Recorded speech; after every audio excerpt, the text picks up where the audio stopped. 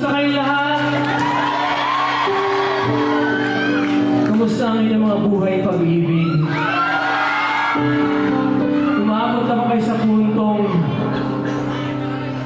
nag-iisip kayo kung gusto niyo ipagpatuloy o hindi? Kasi nasabi niyo sa inyong mga sarili,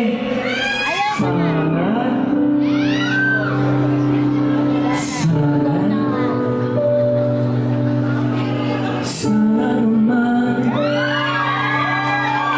nalaman ko na hindi kita papabalik kahit kageno. Sana naman nakita ko na maaari kang makalimot at di ka perfecto. Hinihiling sa'yo